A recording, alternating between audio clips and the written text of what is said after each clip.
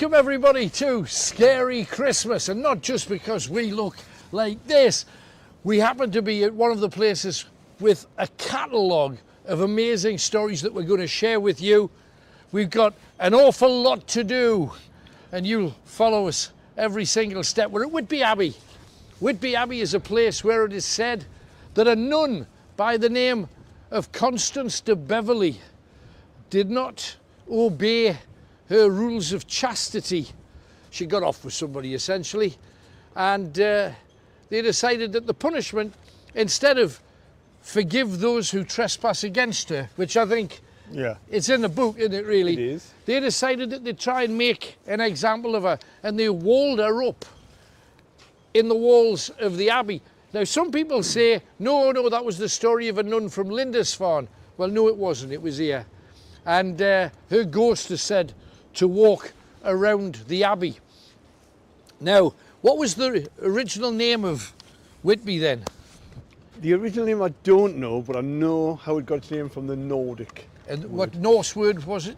It was, well, the words meant white town, I think it was, a white city. Yes, and it was Whitby. Whitby. And Strains Heath was its name in Right. Old English. But the Vikings took the Abbey time and time again, because obviously they were coming to Britain to try and get as much gold and silver and whatever as they possibly could. So obviously the Abbey was definitely a place to be. Now we're right on top of the cliffs. If you go over there, we'll show you the sea. If you see where that monument is on your right hand side, if you go up to the cliff beyond, all you can see is sea. Whitby town is down there.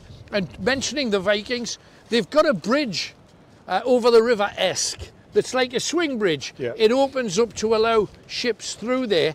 Now, the Vikings, on one occasion, fought for 8 hours just to get over that bridge because there was so much resistance to the things that they were doing. This whole area here is said to be the home of the dark shapes that have fought and died here. Fascinating stories in all directions here at Whitby Abbey. Of course, Whitby is the place of Captain Cook's endeavour.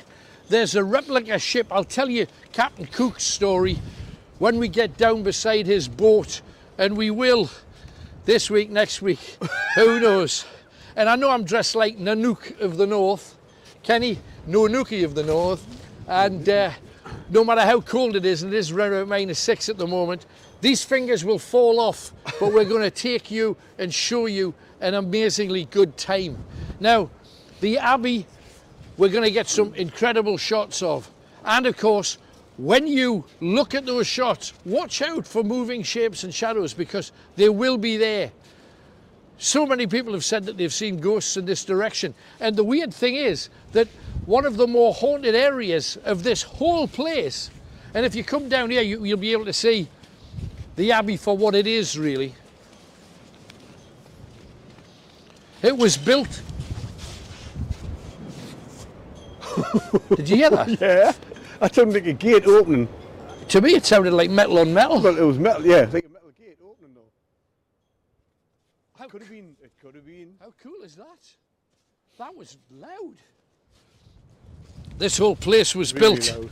in 657 by King Oswin after he defeated Penda, who was the leader of the Mercians over in the northwest. And this place is considered sacred for a really strange reason. One of the poor people who couldn't read or write was an amazing poet. Right. And because she was an amazing poet, the churchmen here said, well, it's a miracle. She can't read or write, but she can recite poetry. It's a miracle. Yeah. Didn't take a lot for Christians to shout miracle. No. But then again, instead of forgiveness, they always killed people. So, Yeah, afterwards, so yeah. a lot of their rules obviously are a tad flexible. But because she was considered sacred and miraculous, then this whole place became the place of the miracle. So you can kind of see how it works for absolutely everybody. Yeah. Now, if you, this walk that comes down here has quite a famous history as well, because a number of royals have come to pay tribute here, particularly around the time that the Abbey was in full use. And they would stay the grand hall at the bottom, and they would go and pray in the Abbey. And while they were here, some of the king's retinue of the day, and we're going back about 600 to 700 years, members of the retinue said, "We can't sleep here, sir. Can we sleep outside? Can we sleep in tents? Can we sleep in the town?" And of course, servants have got to be where the king is. Right. That's just how it is. Of course. Can't get around it. However, special dispensation for some of the serving girls and the queen's retinue were allowed to stay down in the town rather than face the things that were moving around here. Yeah. So always keep your eyes open. I mentioned that this was haunted, absolutely an incredible backdrop, but you've got to see what's down here. Well, not just because, first of all, there's a cemetery way, way, way over, kind of that way. Massive cemetery. Amazing stories there too that people forget and people misuse and attribute to St. Mary's, which is actually where we're heading now. This gate behind was once attacked by Henry VIII's soldiers preparing to hurl out the priests. See this gate here?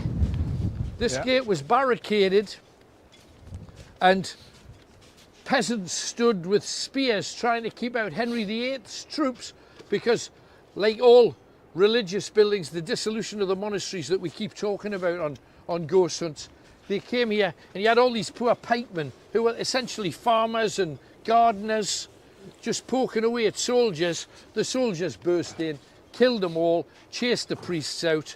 There is a story of ghost priests that were said to be, now I don't know what gate they had on, but it was patently not this one. This is old style, but it's a modern gate. But apparently the priests that refused to leave were placed on the gate. Now, it was never explained whether they placed their head on the gate, Right. or whether they placed the whole priest on the gate. And yet, this area here, in honour and in glory. Yeah. What a cemetery this is too. Woohoo.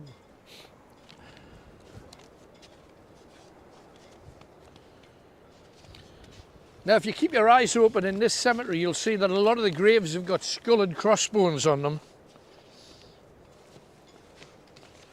Yeah, why is that? I mean, Have you found some? not yet, but I know that there is some. Let's have my torch here now, There and you I'll have a go. look as well. Thanks, Kenny. Yeah. We're looking for a very special grave here, actually, Right. because there was a man here who was very, very famous. His grave apparently is quite close to the church, and it's the grave of Humpty Dumpty, which just sounds like it's impossible, but there was a real person called Humpty Dumpty, and he's buried here somewhere. Now, we're not going to spend the entire trip just searching a graveyard for Humph, No. but he's here somewhere. Fascinating story. Look at this building, is just wonderful. This is St. Mary's Church. It's strange. I've seen these before. You've seen these nozzles. Yeah, what are they? Do you know what they're for? Is that the... I wouldn't... No idea.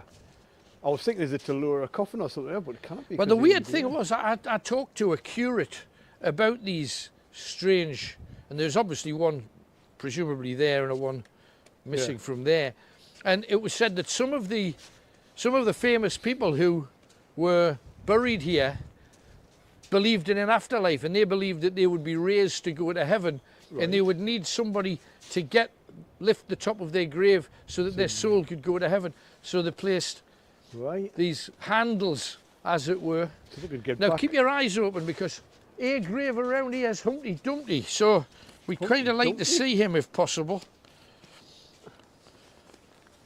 And also, let's see who the first one is to spot a skull and crossbones, because they're... Right, I'm going to go around here and look. All right, I'll head in the opposite direction. Shoot I want out. to find a one. Problem is, there's been a bit of snow, as any good scary Christmas. So,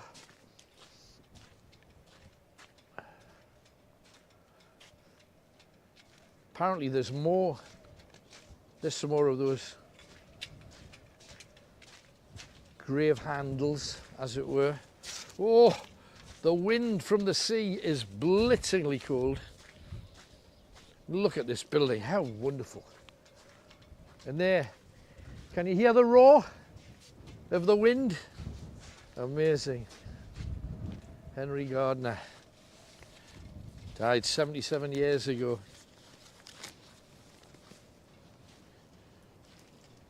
Some graves here are unnamed. They literally just put a grave in the ground and they didn't put names on some of them. And the reason for that was so many sailors got lost at sea.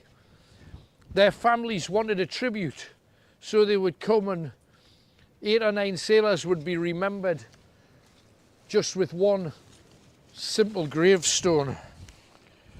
John Storr was the coxswain of a lifeboat, and if you look over here at the sea, you'll understand how Whitby is linked dramatically to the sea. Whoa! Oh my goodness, look at this, amazing. That is a backdrop to remember. Look at how wild the waves are. Few people around this time of night, don't worry about it. Not yet. And look at that. So we mentioned this guy as just so windy. John Storr was a coxswain of a lifeboat in a storm. You can understand the storms here are horrific.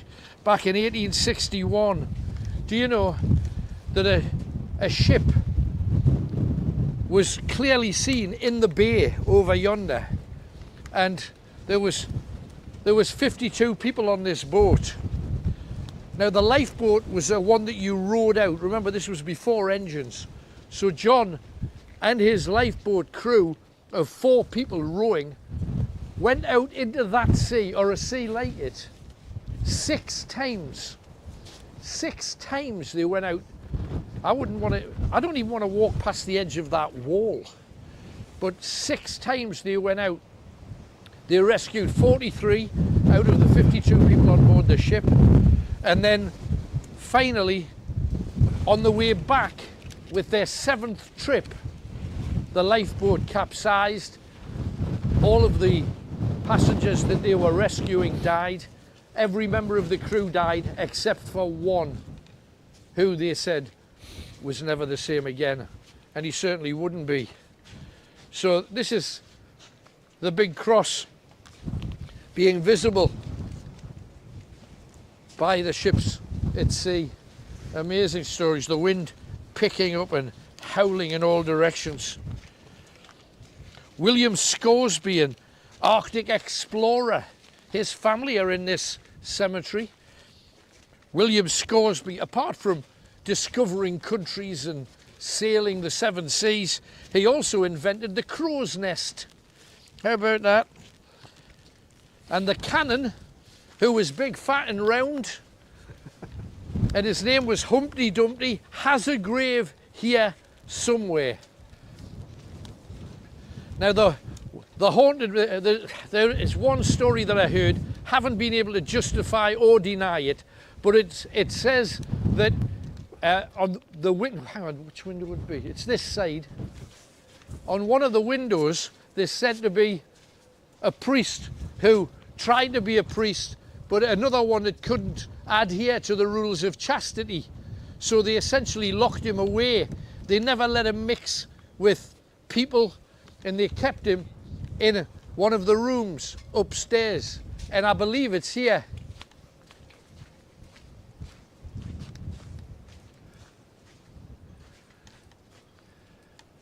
The wide room next to the clock. Now, there's a clock there and a clock there. So I'm guessing it's that one. And it said that during the day he had to remain in his room. At night time he was allowed into the church, but he had to get back into his room before any single person came to see him. And the only time he ever saw other human beings was staring out of that window. Now it's said that if you look at it for long enough, his face becomes apparent. Now I've had a quick look. I don't seem, he's not coming out for me. Is he coming out for you, Kenny? I hope not. We don't want to do yet. Yeah, I would love to see him. Come on. Face at the window. Come on. It said it was the window next to the clock, and there's a clock there. Yeah. There's a clock there. All right, yeah. So it has to be that, I'm guessing. This is eerie here. isn't Strange, because they almost fortified churches back in the day. it? Yeah. Because they were being attacked and assaulted so much. And you can kind of understand that. Yeah. And also, of course, this is the land of Dracula, they would have us believe. Certainly Bram Stoker believed that. She wrote the Dracula story because of a view that she had. There's actually a seat on the other side of the river where Bram Stoker used to sit and look out to sea and look at the Abbey and St Mary's, and she put all of that into the story of Dracula. And yet there is a conspiracy theory that Vlad the Impaler is actually buried here. Now I can actually clear that up because I've followed Vlad to various parts of the world, so I know a little bit more about it than most. Vlad Tepes was his name. Vlad the Impaler. He was Prince of Wallachia. And what do you know about him, Kenny? Vlad the Impaler? Well, he did. He used to like blood, didn't he? He used to like pour blood and stuff like that. And did he kill people, just execute them for no reason? He's got an amazing story. The story was that he was taught to fight in a castle called Hunadwara, and later on in his life he would be imprisoned there by the people who he fell out with, a guy called John Hunyadi. However, when he became prince, he told his people that he wouldn't put up with anyone who was against him. Okay? Yeah. So everybody had to agree with him. Well, that would be the end of it. I'll give you an idea of the man's character. There's a well just outside Hunyadi Castle. Now, the castle ran out of water. Just knock that off for the moment. There you go. The castle ran out of water, and they'd captured a lot of North American Arab prisoners. Right. North African prisoners. Morocco, Libya, around that area, although it wasn't called that at the time. And they said to these people, look, if you dig us a new well, as soon as we can draw cold water, fresh cold water from that well, we'll set you free. Right. It took 3 years, 10 months for about 70 Arab prisoners to dig the well. Water for the castle, hurrah! Are we free now? No, we don't need you anymore. We'll kill you all. Wipe them all out. So, Vlad Tepes was not a pleasant, not a nice guy. One of his other pet tricks, because I know he's known for being the impaler, putting people onto stakes, and I'll tell you a bit more about that in a second. But what he also did was, he had a cage built that was kind of man-sized on the side. And inside, he had hooks that were razor sharp on the top, on the sides, and on the bottom. And they'd throw somebody in there, and there was not a place where you could rest your hand where the gravity and the weight of your body wouldn't cut you to ribbons. So they would then hang this cage in the middle of the room, and they would feast around the outside, enjoying hearing the blip blip blop of the blood landing on the bottom. On some occasions, Vlad said, my meat's rather dry, and would say to the waiting people, go and dampen it for me. And they'd have to walk underneath this bleeding soul, get blood onto the meat. And let's face it, some people do eat raw food. And the meat would be soaked in the blood of these poor souls that were in there.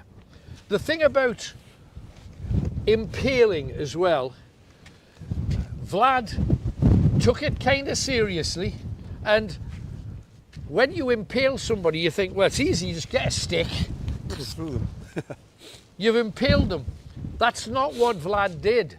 Vlad would get a piece of wood and he would get it put into the floor of the centre area of where he dined, because he liked watching this, or in the ground outside, and you think, well, it'll be a spike, and then you put somebody on it and then gravity will...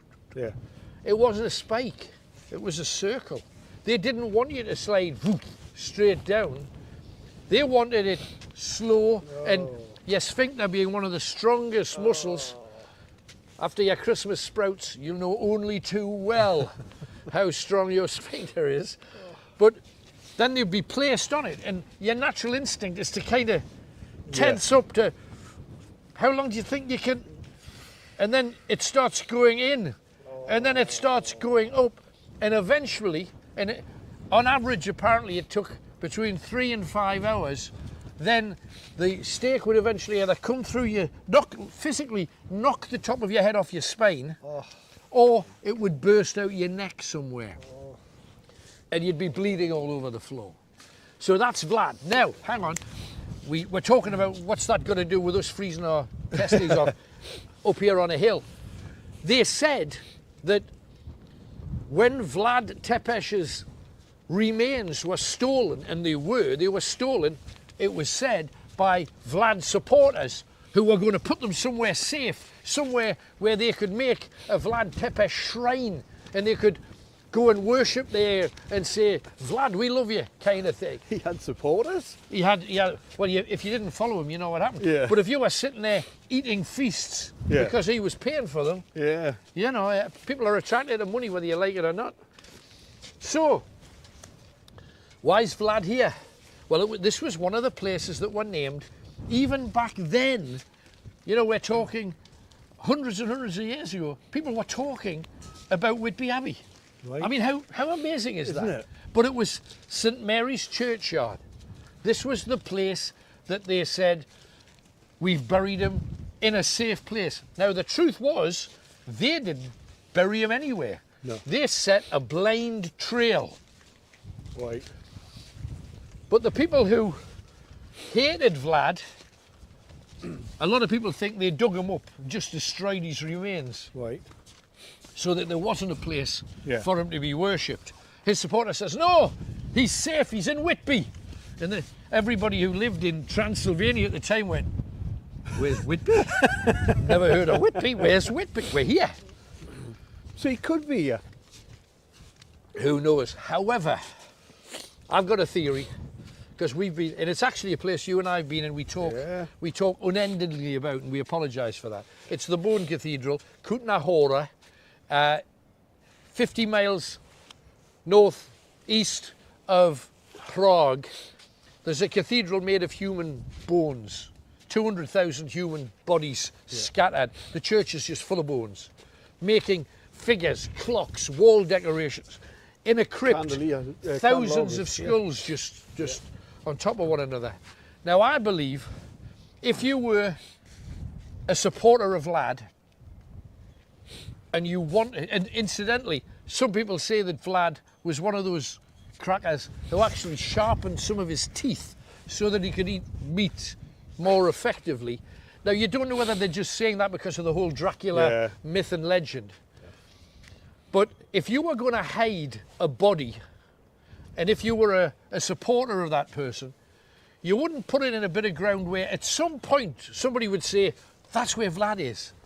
You wouldn't put it there. You'd hide it, and I think, in plain sight.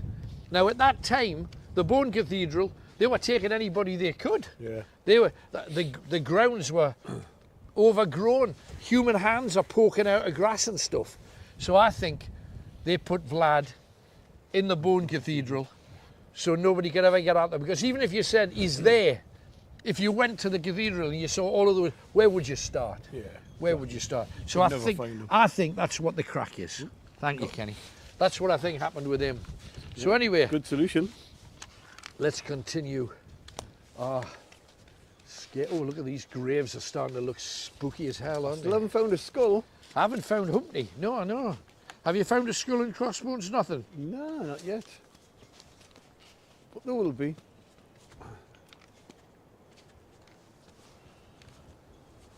There will be. The path up here is supposed to have the bar guest coach, which is a carriage driven by a tall man, but the horses in front don't have any heads. And of course, in the famous Dracula story, What a Dracula great was name. washed up. That's probably the best name I've ever seen on a grave. What's that, Ken? In memory of Thomas Littlefair Flaxdresser. What a great name. Excellent. 1762. You see, this could be Humpty, you know, one of these, because we're talking about a cannon, and it's said to be near the church, and you don't get nearer than that. So where's Humpty? As I say, a cannon. Who in their right mind would name somebody Humpty? And it's probably where the nursery rhyme comes from, because the cannon was a circular, round, rotund fella. Oh, Jeez, what's that? did you hear that? No, look! Look! It's a woman screaming. It just jumped out at us! Can you see it? Something what? Can you not see it? No. Is it a partridge? It's just jumped out at us. Look! There! What's a partridge? There, look! You see it? Oh, it's a pheasant. It's man. a pheasant. It just jumped out there. Behind the gravestone, it I just thought went... it was a woman screaming. Oh my God, look at it. Wildlife. You never know what you're going to get when you... I thought it was like, you know, I saw you put like something there, like an ornament, and it just jumped out. Oh my God. Come on, Humpty, where are you? Oh my God. We know he's here somewhere. I'd be happy just with some skull and crossbones. Supposed to be loads here. Haven't seen sight of one yet. Hell. Oh, and then you get to the North Sea, deciding to play. Whoa! Oh dear, that is bitter. It's more than -6. Or should I say less than. It is absolutely horrific tonight. And I think we're never going to find Humpty. Look at this. What a place. See the lights flashing? The camera's being blown. And look at how the puddles of splush. I know, the wind is horrific there. Now, let's go and take you. Kenny's really gone for it. He's miles away. Kenny! Head back! Bloody partridge. He's coming. It's almost like you're on top of Yorkshire here. You're on the coast and all of Yorkshire's laid out. Love Yorkshire as a county. My boots are now thoroughly soaking and not as waterproof as I would like. However, they are what they are. Very, very cold. Look at this amazing place. So many stories to tell. Let's wait till we get Ken. So what did you find out about Humpty Dumpty when you were doing your research? Because you did a bit too. No, he fell off a wall. Actually, Probably blown off a wall if this is... Just thinking that was quite apt, that, you know, Christmas, the partridge in a pear tree. It was a jumping out at pheasant. And there's no pheasant in the song. Well, is it a pheasant or is it a partridge? It's definitely a partridge. Right, that was weird. Just jumped out. Now we're going to a place that has so many stories attached to it. And they're quite spooky ones at that. Because we're going to the stairs. Now, to get up to this point, we had to walk up. And we counted every single one, didn't we, Kenny? Yeah, 199. 199 stairs. And even the stairs have a story. There's too many of them, I know that. That is for sure. Whoa. That was weird. The weather is just... Baltic. Baltic's a good word. Have to be real careful going down these stairs as well, really? man, because this has the potential for disaster. It does, and at least we've got snow. Yeah, and if you're in the warm and you're watching this in the snug, we wish that we were too. We do. We wish we were watching you do it. This is like one of the things you watch on TV and you think, crazy people. Yeah, what the hell? No, but these stairs are amazing. They are amazing, and if you come to Whitby, it's one of the things, you know, if you're with your nana, don't even think about it. No.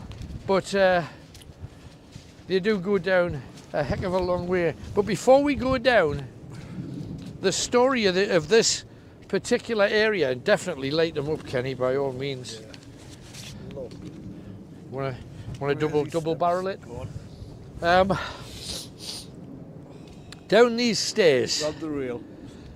I'm going to risk being in the middle until I disintegrate down the hill. These stairs, whenever anybody, you remember we're talking at a time long before vehicles of any description, they only had horses and carts. Yeah. If your relative in Whitby died, they'd have to carry you up 199 stairs. Now, so many people got a quarter of the way up and then couldn't go any further, and they had to get other pallbearers in. They built benches at the side like this. Like And you'd rest the coffin for a while, then you'd pick it up and you'd take it up to the church. However, hundreds over the years, especially can you imagine carrying a coffin up on a day like this, wind blowing you all over the place.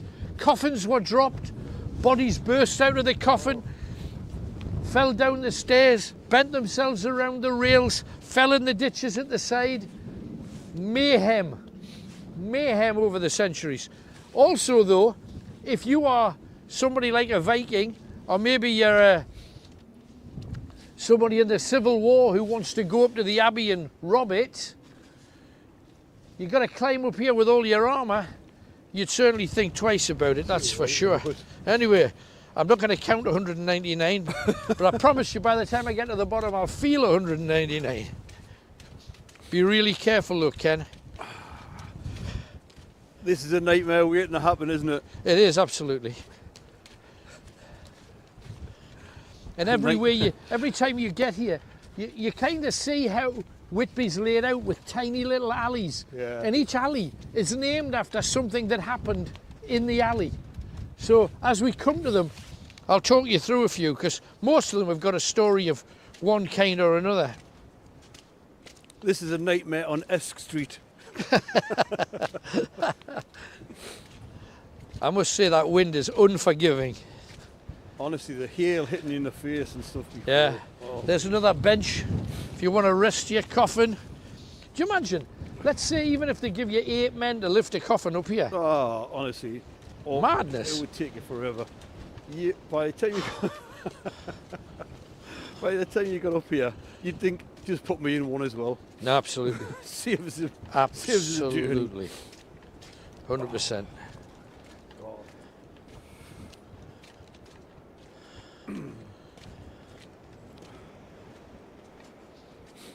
I must say though, for a scary Christmas, this whole place, talk about atmosphere, look at those lights. Doesn't that just, right here, doesn't it, Kenny, no, here. Where am I looking? Just there. Over there. No, yeah. there, right Them. there. Like that. I think that they're, lamp. talk about looking Christmassy. If that was on your Christmas card, you'd be quite happy.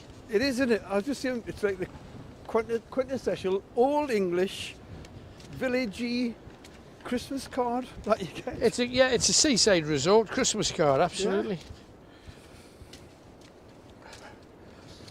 And you get down this far, we've probably done a good 100. Oh my God, look at them, man. And the wind just completely picks If I up make again. it down here, I tell you, I've done well.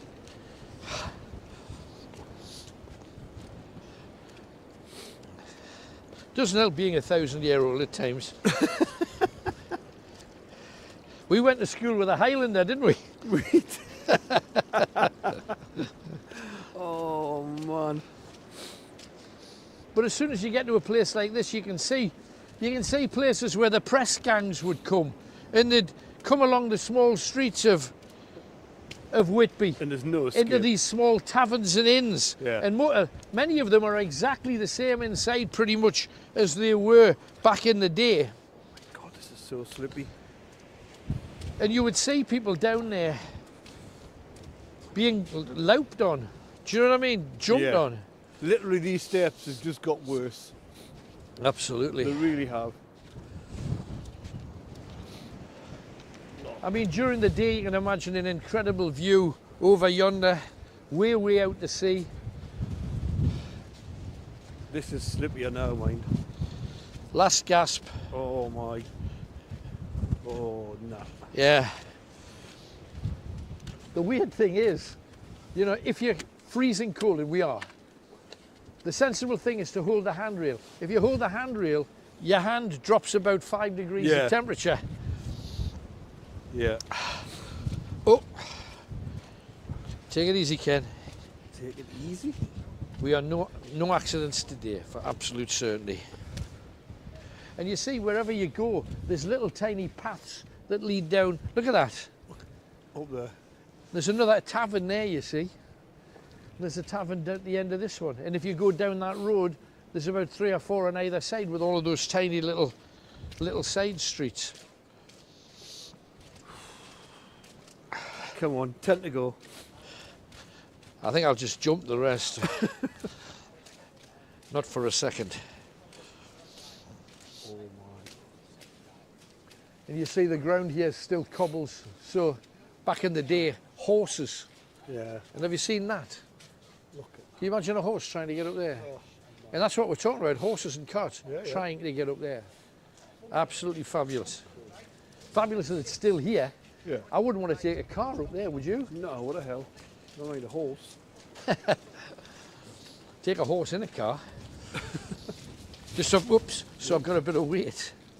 This is just not great. It's a lovely place, but in the winter, in the snow. No, absolutely. Seagull Cottage. Now, one of the things that we didn't comment on that I maybe should have while I was up there, can you remember when we were near the front? What's the? There was one particularly large cross Yes, at the start. facing out to the sea. Yeah. Now that cross was put there especially as a remembrance to soldiers, Air Force, Navy who died in the World Wars. But the interesting thing was that a lot of people from Whitby, soldiers especially, and we know of at least half a dozen that have said this, they said to their girlfriend, this is in the First World War, if we die, we will meet you under the old cross at St Mary's Cemetery, Which is that so they can overlook the town where we lived, which is a lovely kind of thing. It is. And it's kind of in keeping with the thing that I did mention when we were up there, which was that they put empty grave, if a ship went down, Yeah. instead of putting 11 graves that had nobody in there, Yeah. they would put one slab and have nothing on it. Right. Yeah. Yeah. In some cases they put the boat's name, Yeah. other cases they just put a blank slab, and it was somewhere where the family could go and Have you seen these window boxes? They're in the there's a shape of Like a with a shape of a Harriet Hannah's cottage. brilliant. That's what that is. It is. Seagull Cottage. It's where Harriet Hannah lived. There you go. Fantastic. Now again, if you were trying to avoid, if you heard that the press gang was coming up here, Yeah. you'd be straight down those stairs. Oh, you'd be there. and you'd be away in whatever direction you possibly could. But a lot of these inns and taverns, if you look at them, they haven't barely changed. No. Some of them have got, judging by the place that we're staying, some of the windows still have the gaps so that we can feel the air coming in. Yeah. And to be honest, they're better for it because it gives the whole place atmosphere. Another little hideaways, little sneaky alleys in all directions that lead to who knows where. Look at that. You go around the back of the shops. Tremendous.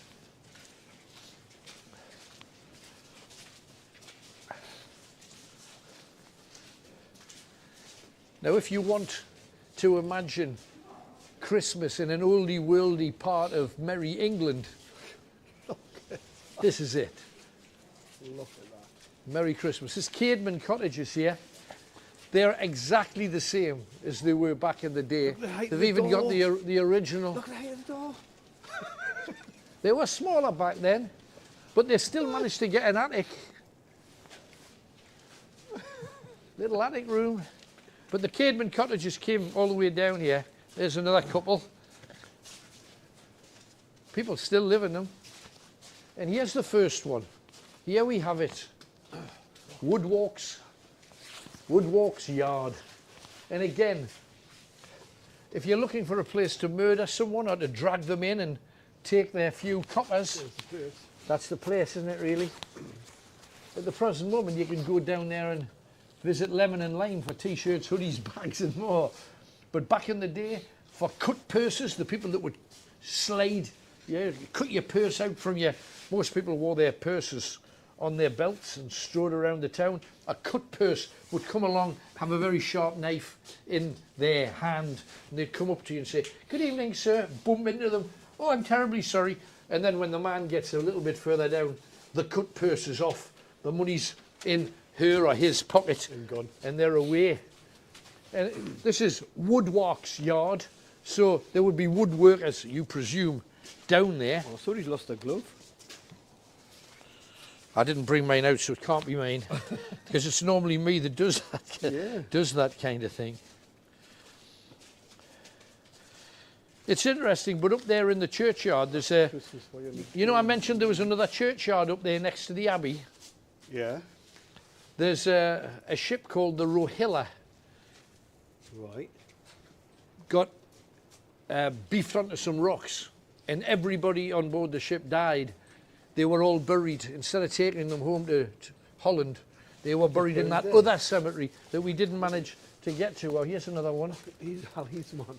This one is Benson's Yard. So it was owned by somebody called Benson, and they did whatever Mr. Benson wanted of them, I'm sure. The Rohilla, wrecked by a dropped mine in 1914. 33 victims, 19 of them unidentified. They were a bloody mess of body parts, and their ghosts are said to walk the alleys of Church Street. Now, we're on Church Street. There's one of the alleys. Now, if you were a ghost sailor, you would look down there and you would see the sea, and you'd want to, you'd be drawn back to the sea. So this is the Street of Dark Shadows. Everywhere you see this genuine Whitby jet information, because they used to mine it, didn't they? Absolutely. Whitby jet's very, very famous. Pictures of the guys that did it here. Oh, there you go. Next to the Whitby Crab. Yeah, they employed 1,400 people. No, for sure. Making them gemstones, Whitby jet gemstones. Yeah. But you can still go and get them. You know, you can still go and mine it. No, you absolutely And can. do you know what else I But found? do you see what else they've got here? This 1901. It's the original carvings. Mr. Parkin for Sunday School and Choir, keeping his name alive forever. Yeah. I know they put some more modern buildings up here, but how incredible. Right, so, you know, we mentioned that every alleyway there's a story. Come down here, there's one right here. Oh, 2 stories.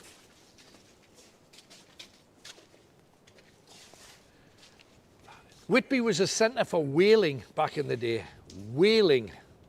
And the very best whalers in all of the world, Dutch and Scandinavian, they were the best of the best of the best. So they hired Norwegian and Dutch whaling harpooners, and they would stand on the front of a ship with this big metal harpoon, and when they saw a whale, obviously they'd fire it down there. Amazing. But the only way they could do that was to look after them well. So they created harpooner cottages. And they put plaques up even then so that people could revere the people who lived there and went, oh, the harpooner, that's a harpooner over there. Because if you had a good harpooner, you caught more whales. If you caught more whales, you were more wealthy. If you were more wealthy, you're exactly where you wanted to be. However, next door, look down here.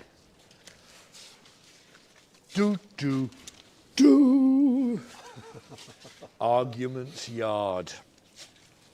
Something happened down there, and it would have been bloody and messy, and there's said to be the spirit of a Scotsman who died down Arguments Yard. And if you look down, deep down towards where the harbour is, with the fast running water tonight, if you look down there, you're said to see the broken body of a Scotsman. I've heard several names. One was MacLeod, who got beaten to a pulp. His legs were broken, his arms were broken, and he was left on the stairs down close to where you join the road, the harbour road at the bottom. What was the argument about? We'll never know. But MacLeod was literally a broken Tony, man. that was you breathing there, wasn't it? Me? Breathe deeply and then go, huh. Well, I've got the mask over my face, so... Well, something's just come past Something you just came past you. There was like, Really? there. Oh, I saw that. Jesus, what was that? that wasn't your breath either. No, well, I've got a bloody mask on. Did you see it? I saw something briefly out. But, That I was don't know if weird. the camera caught it. Well, something just come before. Something came I up, know. and then I just saw something come around. I saw the camera was pointing at it. That was weird. very cool. Something came past you, and I thought you'd breathed out. Yeah. And when you turned round there, it just came behind you there. Wow. Can you see our breaths? It's a bit dark, not really. No, you can't, you know. You can't. So what the hell was that? I have no idea. You only caught one because you were facing in the opposite direction. I did catch There's it. one behind you. There's one behind you. Behind you. behind you now. There. Are you seeing it? Yeah. What is that then? I have no idea. You see, it's when you go looking, you see stuff. That was weird. People always say that, oh, I've never seen anything. I've lived in Whitby for years. How many people have stayed down here? Exactly, yeah. How many people have stayed? You've got to put the effort in. Have you seen these as well? Portholes in the door. That's quite clever, It's brilliant. isn't it? No, it's You seen brilliant. it, Tony? Absolutely. Portholes on the door. Oh, yeah. Not just ordinary windows, portholes.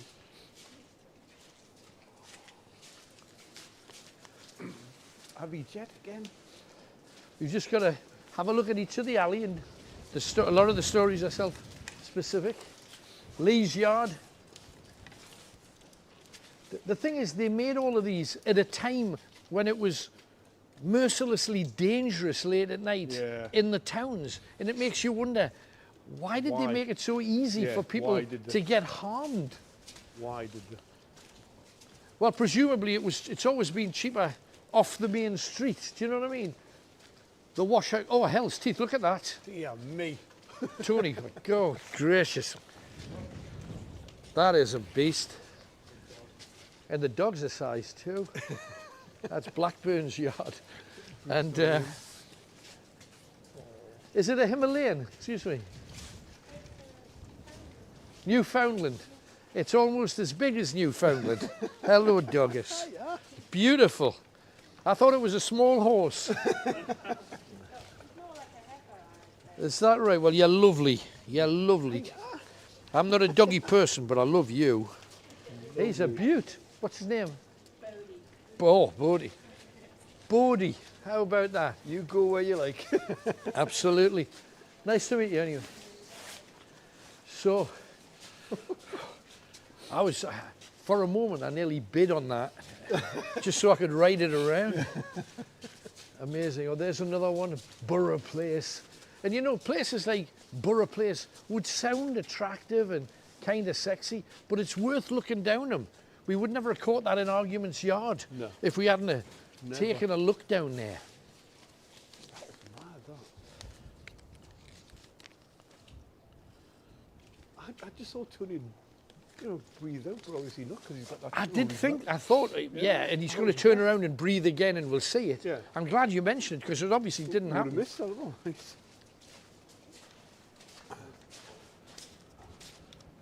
Marketplace.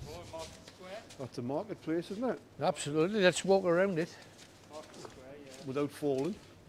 Would it be We'll easier go on the walking in dry here? bit, absolutely. That's what I was thinking, get out the wet, because my toes are beginning to feel rather cold and aquatic. Yeah, they are. Are yours too, because you've got booty boots on. I have, but still cold.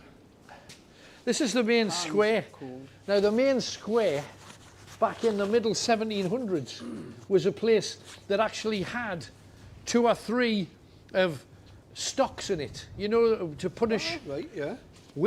actually in the history of it, it says to punish wastrels.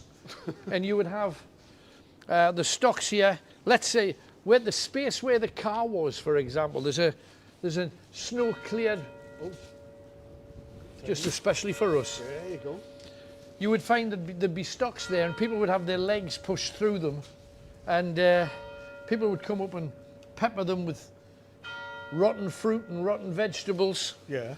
And if it was somebody who'd committed a rape, it would sometimes be stones that people would throw and literally break their bones. You think Whitby's such a nice place until you hear these stories, I don't know, you? well, it's been here a long time now, Yeah. since the 600s. Sanders Yard, for example, yes, a pub's using it and using it in the way that every big town uses an avenue like that. Suck people in, Shepherd's Purse, yeah, probably got a few of come them. to our old-fashioned bar, and they all did it. The Black Horse. We're coming up to one of the most, look at this. Now there's no wind in these places because the walls are so Black Horse tight. Yard. And this one, Black Horse Yard. Now, the pub next door, the Black Horse. Every single one of these yards and avenues has a history. Now, the Black Horse, obviously a place where horsemen would come up. This was an old carriage house. You see, you would think, how small must a carriage be? A carriage, less width than this, and it would have 4 people in it, 2 horses minimum, sometimes 4 horses, and they'd bring them right up. The horses would be taken off the carriage and taken to the very end where they would be fed and watered and allowed to rest for the night. The people in the carriage, their bags would come out, they'd go in to the carriage house, which is that, and they'd have a lovely night, then they'd get back on the carriage. Carriage comes out, the horse is reattached, and off they go. The very first ever organised trips, carriage trips, from Whitby to York came from this street. Haunted, yes. The thing that I find spooky, mind, is there any wind here? No. What's moving those? Yeah, there's no wind here. There's no wind. What's moving those? They are moving on. They're moving radically, and there's no wind. There's no.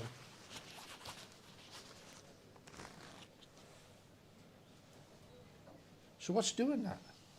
Because that looks like it's gale force, doesn't it? Does?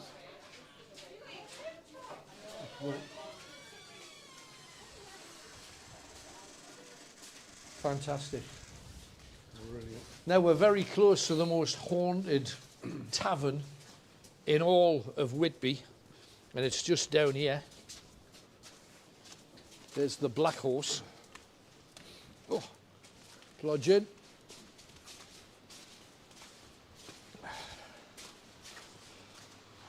And here it is, the White Horse and Griffin. Now, even within the past week, apparently they've had sightings here. The rooms are exactly as they were back in the day. Many of them have got fireplaces. This yard underneath the lantern, apparently people have seen, even out of the window, they've seen black figures moving around trying to, and they'll run down and they'll say, oh, somebody's trying to break in. And when they actually get down, there's no one around. People come and stay here purely and simply because they can get into a haunted room. And it's amazing. They are incredible little small rooms.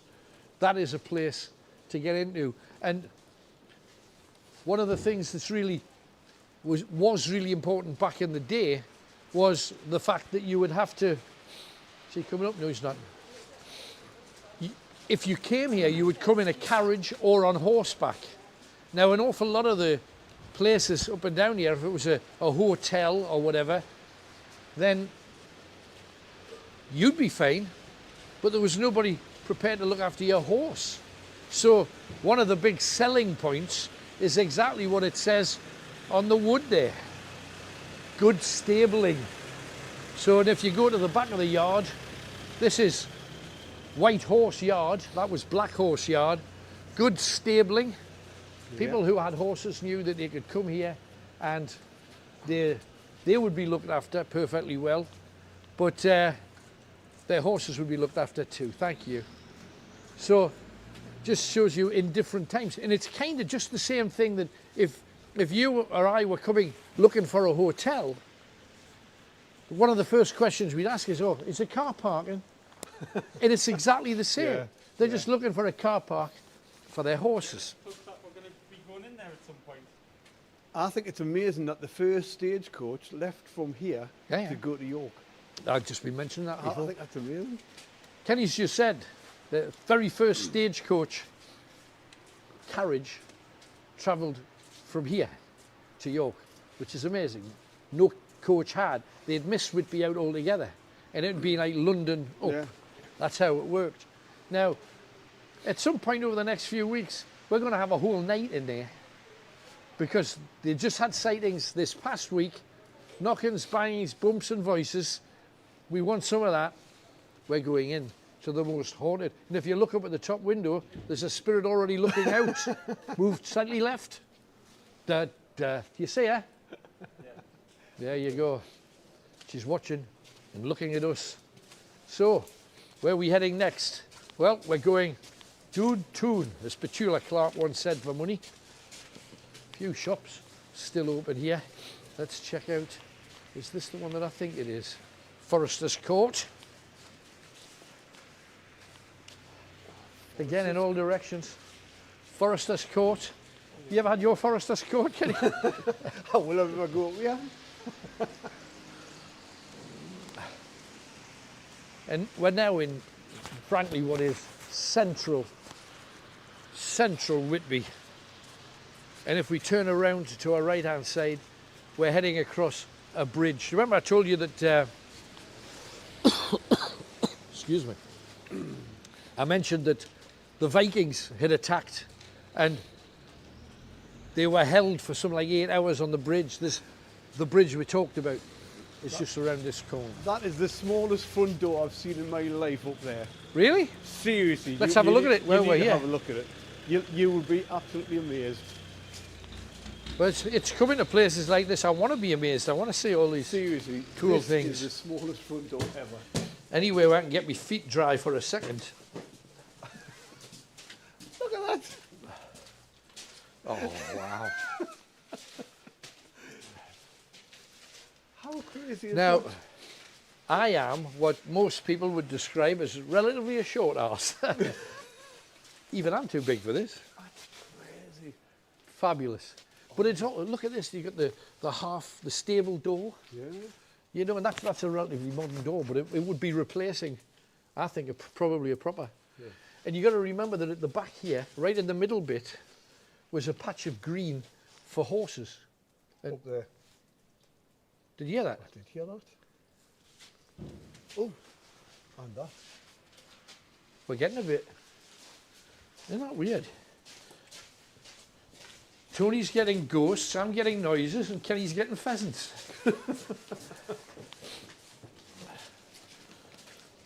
So let's head down to that bridge that I was telling you all about before.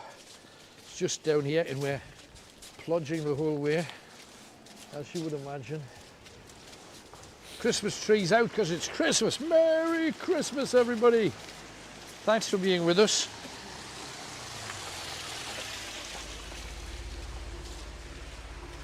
Now, once you get to the very end, we'll take a look, not out to sea, but up this side of the coast where we're walking about an inch from the building because it's the only area that will not slide you on your backside. How we haven't fell yet, I do. No, I know but we're walking like we've pooed ourselves, frankly, aren't we? It's like little steps, little baby steps. Now, Aaron, let me introduce you to one of our seamen. Look at him, there he is. Mr. Seaman, with balls of steel. Yep. That's actually their floats to catch fish. 'Cause he's a fisherman, obviously. Yeah. And you know, you used to see glass balls, but prior to that, you would also see when you spread your net has floating balls. They're plastic now, but back in the day they were glass and sometimes made of wood. And that's how you'd end up catching stuff like That's like why we used to come down here to see what the weather was like. Walk with Heritage and have a look and keep toot. Yeah. Now, don't want to do it. We'll do it on the bridge where we've got no choice but to do it. Christmas trees rocking. Now, it wasn't windy down the alley, but this. You hear the roar? Yes. Oh my. Down underneath there. Whoa. That is bitter. Yeah. Can you imagine being a sailor going out in that? Now, if you listen very, very carefully, you can hear the squeak of both of our testicles just shrinking to the size of raisins. Oh my God.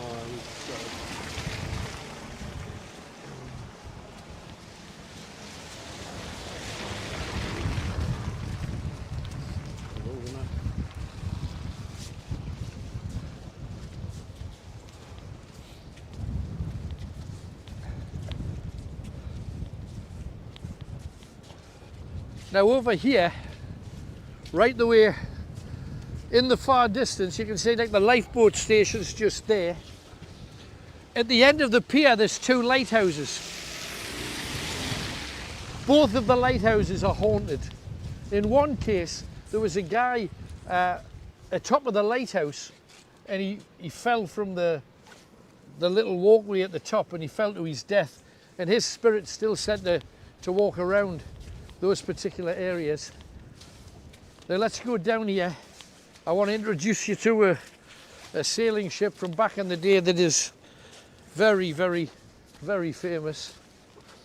It's not the actual one, it's a rebuild, but it's a good one. We've done wetter ones in this, but we've never done colder. No, this is a record. Yeah, one-armed man fell to his death from the top of the lighthouse, breaking his body into pieces on the rocks below. The barking. Oh, and also, some people say that he had a dog with him. And you know, we've been talking about dog spirits and whether or not you believe in dogs and whether they're as big as that Newfoundland before, I'm not sure. Yeah. But apparently, you hear barking and wailing from that lighthouse way, way, way, way up there on the front because a one-armed man fell and died. Where's the barking come from? Well, apparently, some scumbag at one point, and this was said to be in 1899, was up there with his dog, and his dog was... So he picked his dog up and he threw it off the lighthouse down onto the rocks. And since then, people have felt like a knock on your leg, like it's a dog. They've heard barking, whining, wailing. Right. So if you're looking for a place where there's dog spirit, up there. That's where you want to go. Now we're on an area here where once again we're talking press ganging. The next trip, if you fancy being a pirate, and let's face it, if you're naughty, the black pearl they'll hang you. £5 for a trip. Now, yeah, that's a bargain, isn't it, really? Cash payments only. Don't tell the tax man. I'm sure they keep their books perfect. I've got absolutely no doubt at all.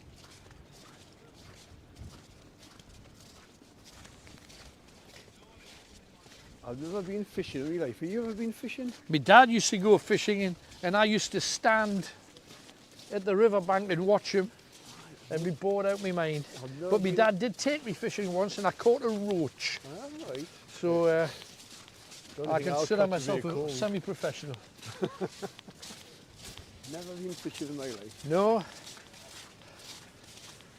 I then got kind of more fancy in the faith that I believed in, which was you don't kill stuff just for the sake of it. No. These are all trips you can have, and you can see all of the boats here that will either go fishing themselves and bring back a catch that they can sell. Yeah. I mean, to be honest, when would you get the chance to get this close to the sea, seriously, and get this close to ships? Do you know what I mean? And if you take a deep breath, you can smell flatfish, yeah, cod, whiting, and I would imagine crabs, lobsters. But you're not any stranger to crabs. However, I wasn't going to mention the fact that that's called that. No, no, I wouldn't either. No. It's named after an ex-wife, just don't mention it, walk on. And to be honest, this is probably the best place to get a good view of the thing that we've come to see. Now, we've got to make sure we don't slip and fall in here. Exactly. Don't Especially get your with foot... all these ropes here. I know, don't get your foot caught around a rope. They are lobster pots, aren't they? They are indeed. However, this is it, Tony. The Endeavour. Don't fall in, but... My God. This is a bit near for me, like. Do you think? Oh, look at Why don't you climb down the ladder, Kenny? No! No, I just had a little horrible thing in my stomach there when you said don't. that. Keep out the way. Now, the Endeavour. What's the end? Light it up, Kenny, so that everybody can see it, man. Right, let's get your other torch on and double barrel it. And if you look up the tall sails,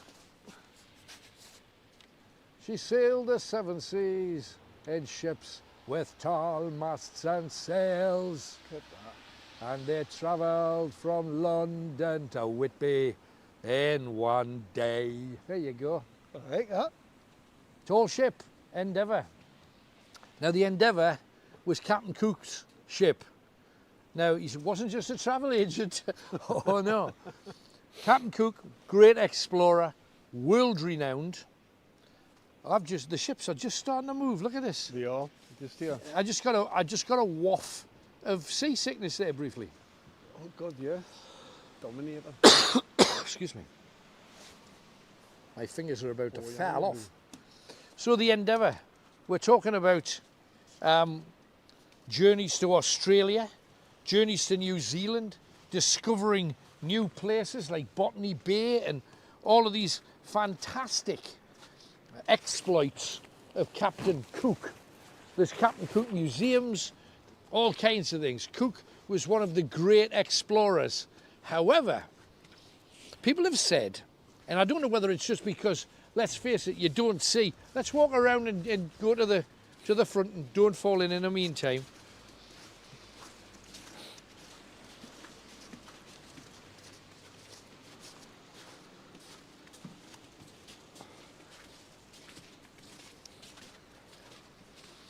You can smell the sea, can't you, from it? Yeah. Saltiness, isn't it? Yeah, it's that, absolutely. Wonderful. And there is the replica of the Endeavour. I'm going to go right round to the flag, Tony. Light it up.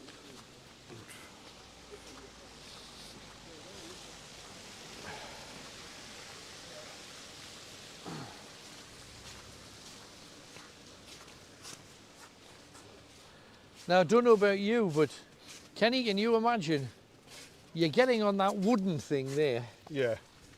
You're going to be at sea for probably a year. all of your food, all of your drinking water, you have to take with you. Yeah. Would you trust it? Not in the least. Not in the slightest. Look at that, man. It's just an amazing thing. But people have said that they've seen ghosts late at night, round about this time actually. They've seen ghosts on the Endeavour. Dark figures fleeing about. Figures standing in the crow's nests up the top. You can imagine it, mine, can't you? Absolutely. Maybe when you put your torches through the back windows into the galleys that are now used as like restaurants and bars. Oh, look at the movement on that. No, if you stand still, it's swaying and it's banging into the dock. Yeah. Captain Cook, he was born in Martin. He was 8-year-old, he moved to grade 8 and his dad was a bailiff. Age 16, he moved to Staithes, near here. 18 months later, introduced to a man called John Walker in Whitby, and off he went to sea. He travelled all over the world on the Endeavour, and yet the one thing about Cook that people tend not to talk about, and this is an interesting thing, I don't know whether you've found this. If you, let's say you look something up on Wikipedia, don't always believe everything that you see. However, when it comes to Cook, it says Cook was killed by natives in Hawaii. Right, and yes he was. However, the story from Cook's own log and Cook's own men, what a story. What a story. You don't know much about Cook, do you, Kenny? No, not really. No. But what happened was, Captain Cook, he travelled the world, right? Yeah. He discovered new islands, the whole Hawaiian peninsula, Yeah. he'd mapped out. He'd made friends with the natives of many of the islands. Now, one thing that British sailors did an awful lot of was visiting foreign islands where white people hadn't been before and giving the indigenous population cold, flu, scabies, syphilis, gonorrhea, and a host of diseases that they'd never had before. And to be honest, they wiped out entire islands just with simple diseases that had never been there before. Rats passing on plague coming off the ship, that kind of thing. And of course, if a rat gets onto an island where there's no rats, all of the population further down the tree, the stuff that rats eat, they diminish and you get more rats and it becomes everything we touched, we kind of got wrong for a lot of years. But, you hear the clanging there? I did. But what goes around, came around for Cook, because Cook ended up going to Hawaii. He'd been there before, wasn't worried. And you know, we talked about you'd have to take all of your water and all of your food with you. Well, occasionally they'd stop on an island, a friendly island, pick up some more fresh water, pick up some coconuts, some fruit, some limes. Because the reason that they call English people limeys is because to travel the amount of distance from one side of an ocean to another, you need a lot of vitamin C, otherwise you get rickets and a whole host of other scurvy. So you would eat limes and lemons, so you are limeys. That's where the name came from. However, Captain Cook, he's in Hawaii. You would have thought, fantastic. The Rock's from there. Barack Obama, champion. Nice people. He'd met them before. Pleasant people. Cook fell out with the leader of this tribe. And his men had already gone to get water, get food. Some of them were already heading back to the ship. The rest of them, with Cook, were on the beach. The Hawaiians came in, grabbed all of them, killed them, and ate them.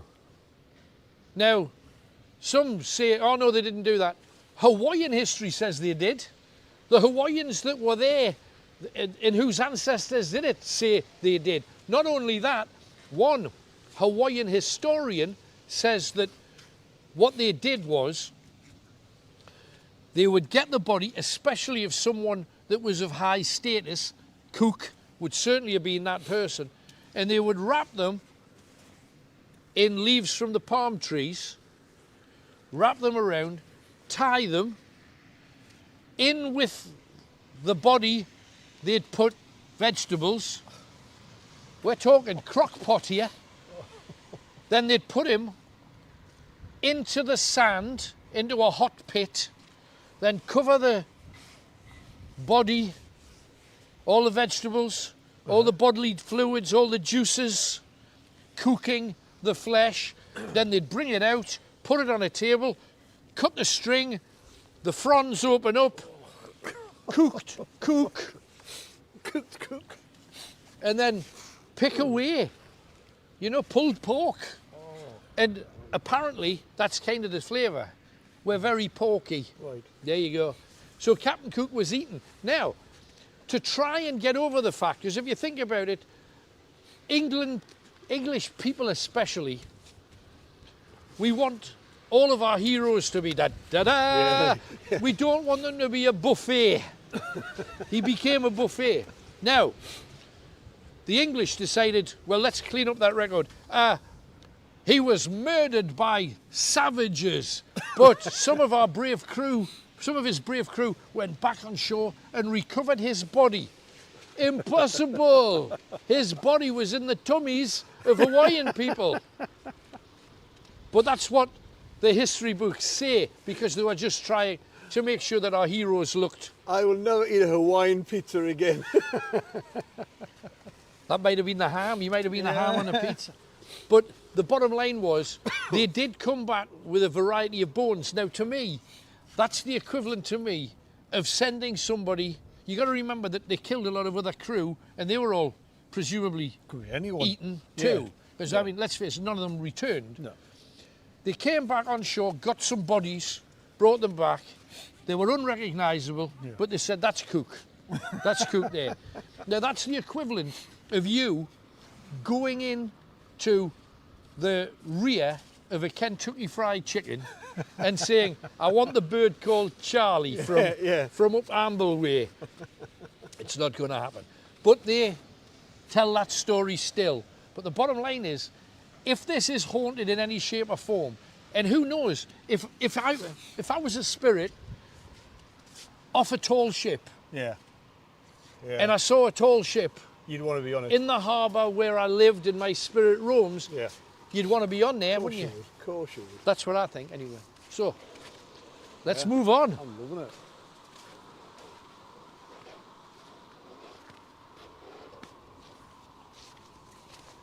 Just stories in all directions in this part of the world. Lovely to see.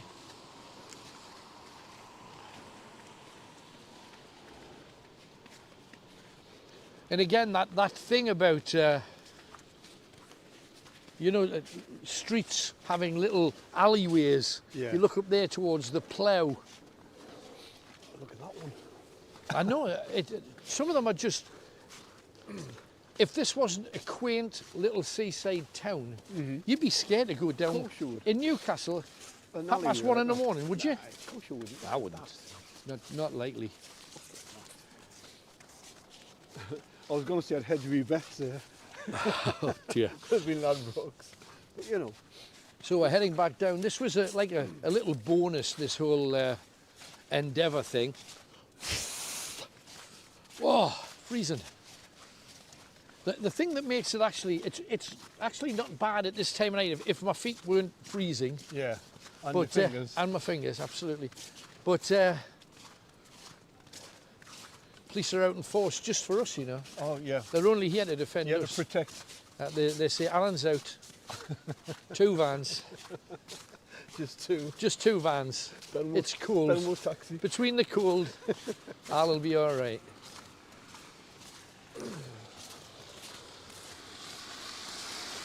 But if you think of that one story that I haven't told you happened actually right here as well. And it's about the pirates. There was 2 pirate ships here one day. Now, it's interesting that when we're talking about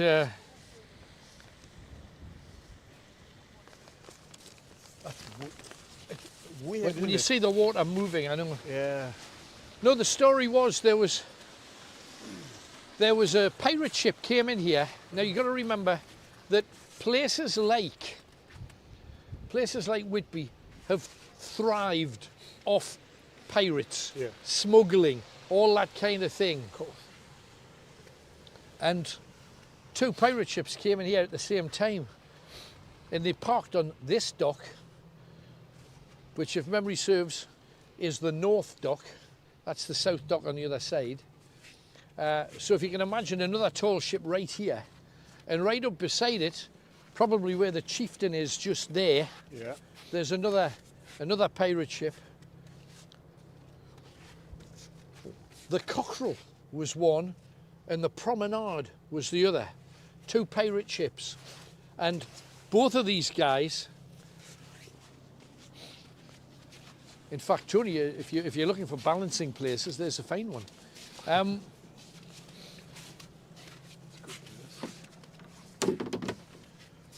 So, 2 pirate ships dock here together, the Cockerel and the Promenade.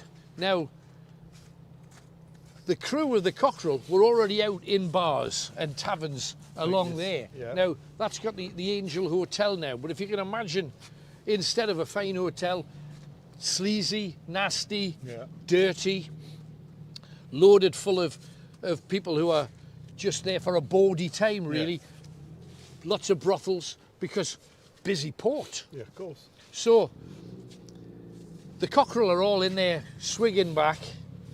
The Promenade lads with their captain, they see the Cockerel and they go, "Captain, Captain," probably, "Captain, the crew of the Cockerel, the crew of the Cockerel." So they went in armed into the taverns and started a massive fight. And apparently the various crews were chasing each other up and down alleys for up to 4 hours, slashing each other to death. And it ended up with the crew of the Promenade, who came in second, taking over the Cockerel, splitting their crew because they'd killed so many of the other crew that they, thank you, that was very thoughtful of you,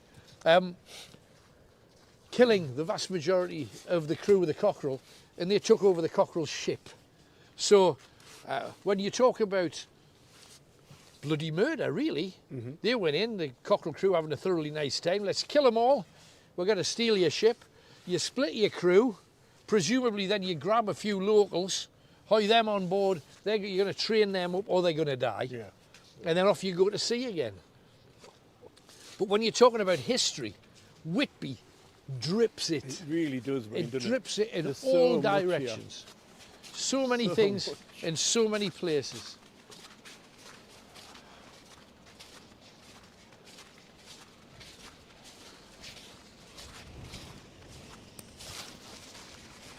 I've never known a town, like a whole sort of place, Yeah. be as creepy as this. The whole centre of it, isn't it? Yeah. It just takes on a whole different atmosphere. But if you look, Kenny, you light that up. Yeah. Oh, if I can press the button. Now I was told that this used to belong to the Crown, Right. and I know it's a bank now. Doesn't that look like a creepy kid in the window? Oh, yeah. Can you make that out? Just there. Whoa. Well, apparently, from what I was told, when bodies were pulled out of the bay, and let's face it, you're talking a long time ago with a lot of mistreatment. I think that's just spooky as hell. That thing over there. But it was said that when they were pulled out of the water, they were put into the Crown building. Now I think that must be it. Must be. And they used it as a like a morgue, a mausoleum, and it looks fit for purpose, doesn't it? does, Really mind. amazing. Yeah. Totally that. Now the worst thing about doing these things is, by the time we get into the second half, I'm starving, and there's Papa's fish and chips just there. What's the name of the one that's supposed to be the best? Magpie, the best fish and chip shop in the UK. No, nice man. There you go. Best Yeah. fish and chip shop in the UK. That's the what Magpie. we've heard. We're going there. Not that it's helping at all.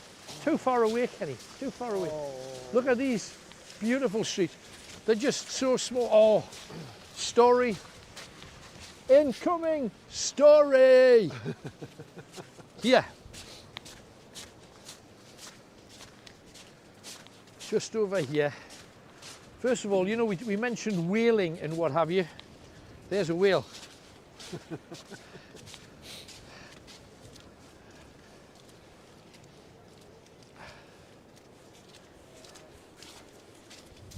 Right, now the reason that we're here is for this thing here.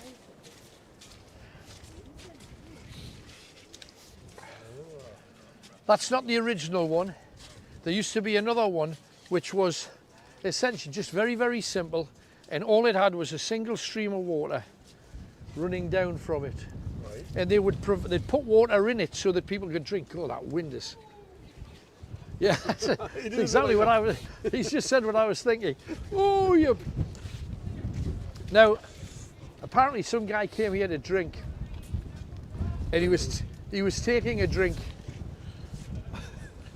and someone else came and pushed him out the way and said, "You wastrel, get away from here."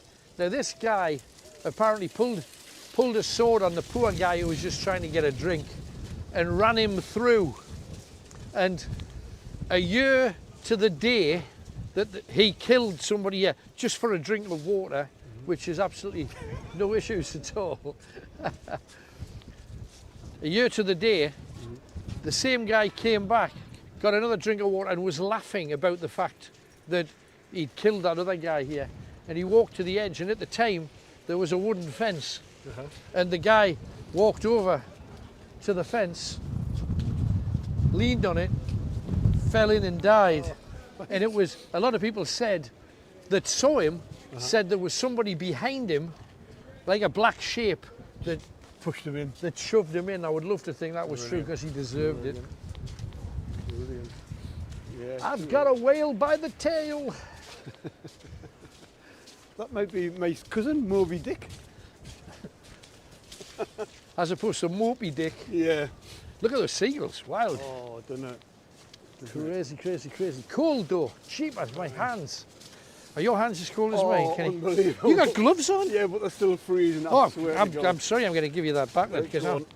I'm going to pocket them if you've got Get gloves your on. hands in your pocket for a bit. Oh, I just wish that my coat pockets were able to get through to my trouser pockets. It really is that cold. Story! In this alley. There you go, St Anne's Lane. This was another one of those places for. Look at that. This was another one of those places for press gangs. Now, at the top of there, you see where the pub sign is? Yeah. That was a tavern back in the day. Whether it's still open to this day, but the reason they were built in the middle of a lane was so that if people went up to try and capture them, Yeah. they could run in the opposite direction and be lost in the middle of the town. Right. Or if the press gang came from the opposite end, they could run down here and hide Yeah. down the bottom There's an end. escape route. But the idea is that there's one way or another you can get away from a press gang. Yeah. You got to remember that press gangs did that thing where they drop a penny in your drink, Yeah. and then that's why they put the You've glass accepted it. the glass bottom, Yeah. so that people could see that they were Quite trying to clever, get isn't you. Oh, quite Oh, my clever. feet are I like them absolutely. I might do the rest of the show in me slippers, the way things are going. But I don't know whether you could realise, you know, when we're talking about careers, let's say, for example, that you had some skill Yeah. in something. Yeah. I know it's a reach, but let's say that you had a skill. Right. You're a joiner. Yeah. Your whole rest of your life, you're working in a shop, making chairs, tables. Uh-huh. Somebody hits you on the head and says, "No, you're a sailmaker now, and you're on a ship, up Yeah. and down, Yeah. across the 7 seas, very little food, beaten if you don't do your job right. Your fingers, if you're a writer or if you're someone who's not used to manual work, doesn't matter. You'll be making nets, sea nets or sails for ships. Unbelievable. They treat people awful, didn't they? I mean, Yeah, of course, because nobody wanted to do it. Nobody wanted to be away for that length of time. No. So, and here's another one. Sailors. In all directions. No name. No. I only know the named ones. They're the ones I've researched. Now, Abbey Wharf's on the opposite side of the river. I don't know whether you can make that out, Tony. Can you see the sign? No? Well, the lit building that you're seeing right in the middle of your screen right now is the Abbey Wharf. Now, you'll see that it's been... Look at the seagulls, though. That's crazy. Cheapest. Just went for it there. I think it's you that started that off, but that's amazing. Look at that. But the Abbey Wharf, you'll see that it's actually been edged off. Yeah. At one time, the clergy had so much money they had their own ships. Right. To take people. You'd get on a boat, you'd go to Scarborough, you'd go to Newcastle, or you'd travel up to Scotland. Yeah. They had their own boats, and that's the Abbey Wharf, where we're told those ships used to dock. Now, up one of these, and slightly that direction, is the seat where Mary Shelley sat on to overlook... the only thing to see up there is actually an empty bench, right. So I'm not going to give it a huge priority. No. Oh, plodgy. Plodgy cold. But in all directions, we're actually heading into cold territory here. Yeah. This is where Dracula is, isn't it, Kenny? It is. This is where Drac is, Tony. This is where Dracula's museum is. I once put a coffin in here. Yeah, back in the day he did a radio station stunt where he brought a coffin. He brought a coffin in here and put a Dracula in it. And there's a Dracula literally here. You can come to a Dracula experience here, is what that is. Yeah. For Halloween, that was fun. Absolutely. Exactly in this building. Just there, isn't it? Yeah. And yes, the reality is that Dracula wasn't here, but the person who created Dracula there you go. Absolutely was. There's Drac. There's the boat. The Demeter of Varna. That's the ship that crashed off the Yorkshire coast. And this man and his coffin. See that? Yeah. There's the boy. Dracula ship, the Demeter. And there's... Let me in. And Dracula is a true story. The weird thing about this is, and Kenny, you researched something about vampires. You tell them the story. The vampire one? Yeah. Which one? I've got a few. the Whitby holds the world record for vampires. The actual Guinness Book of World Records, the most number of vampires in one place at that time. That's what Whitby holds. So all these people came down dressed as Dracula, all stood there. But each one of them had to have drank blood. Yeah. So we're talking bloodsuckers here. We're not talking just people that put 2 years ago. But we're not talking people who just put a fancy outfit on and said, I'm a vampire. No. And this was a couple of years ago. Most number of vampires in one place. Guinness Book of World Records, check it out.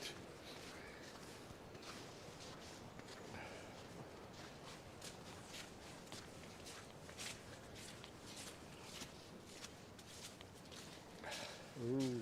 Now, here we go. Is this where I think it is? This is a place called Pier Lane. Now, back in Victorian times, Victorian England, approximately 1860s, there's a legend that, you know the story that we've got in Newcastle of Bessie Surtees? Yeah. And eloping and what have you. Yeah. Well, if you look around here, if you come around here, you will smell fish. Oh God, you do. There's not much to see, but if you come around here, this used to be the house Green man. of a fisherman. Right. Still smells of fish, I have to say. Number one, this is it here, sorry, Tony, it's here. It's here, 1 Pier Lane. It was the house of a fisherman.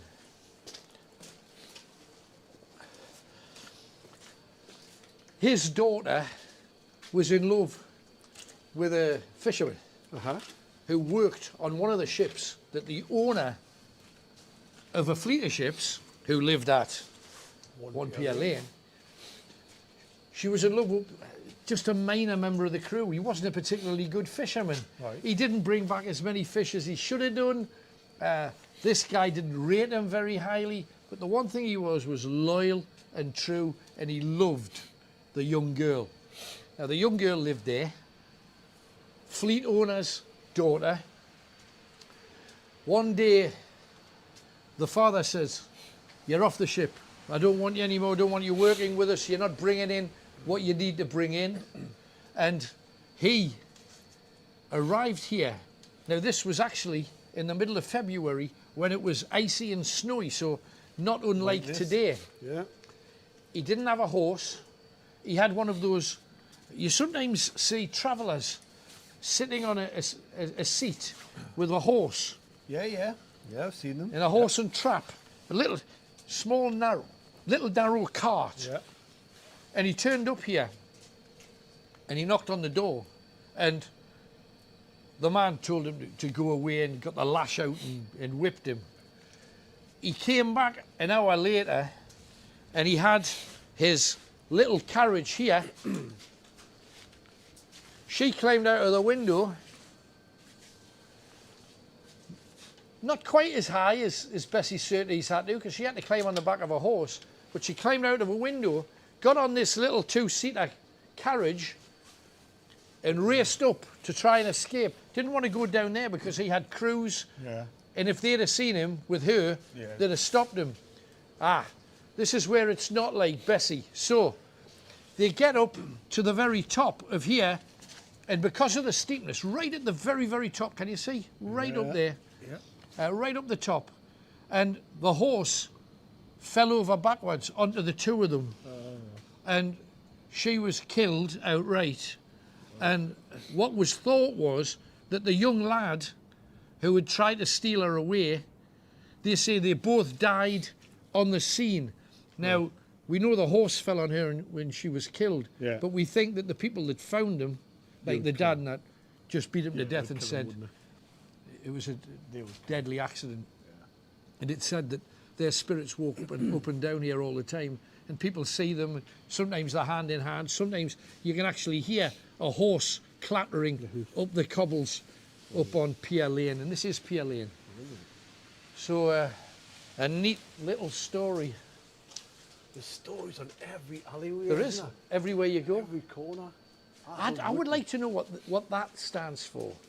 They've got a, what's that for? Yeah, I've seen on a few things. But what are they for? I don't know. There's like a metal cross in the middle of a building, and I have no idea. There's like a little gargoyle-y, is it a boat or is it a... No, I think it's just a metal stud, Kenny. Is it not the waterway? Not as far as I know, and it's not a Christian cross. So it's not a waterway of witches, because the Green Man's round there, isn't he? Well, there's a place called the Green Man, and they've named like a pub and a place the Green Man, but I think that's relatively modern. Yeah. Although, you know, we're talking of a place that has the big goth festival here. Yeah, twice a year, don't they? So it wouldn't surprise me if there was a whole pagan thing kicking off here too. The Whitby catch crabs and live cooked lobsters for you. Little bit of butter, happy days. And here's the restaurant. As we said, best chips in the UK. Best fish and chips. The Magpie Yes, Cafe. it's open. I think we should. Oh, perfect timing. Best fish and chips in the UK. That's the reputation. The Magpie Cafe.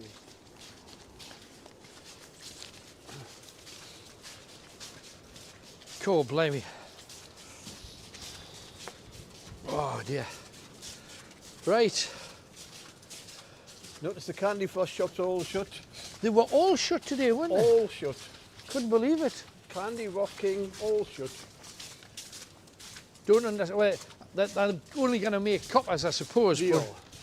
They're going to make their money in the so summer, cheap as. sleep in the winter.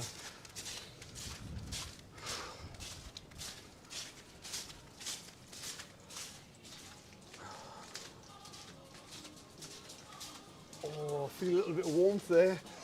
Just a bit. My feet though are bitter cold. Yeah.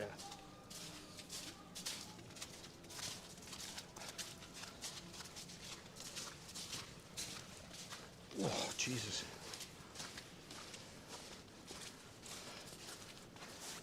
Do you want to do more stuff? Or are we close to? Yeah, well, just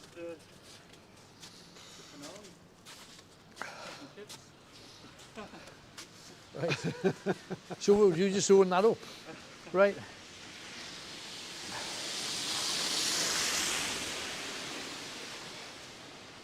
So how about that? An amazing trip around scary Christmas Whitby, and we're outside the most famous fish and chip shop in all of Whitby. How good is this? So problem is we can't go any further, I'm afraid. What a shame. Damn it, if only. But we can always come back and do some more next time, can't we? Of course we can. So I hope you've enjoyed our little look around Haunted Whitby. We have to do it again because there's too many stories here for us not to. Yeah. And an awful lot more stories we need to tell you. But for now, what a night. We're bitter. From Kenny. Good night. From Hollywood McShane. Good night. And from me, Alan Robson. Good night, God bless you. Stay warm. Merry Christmas. Merry Christmas.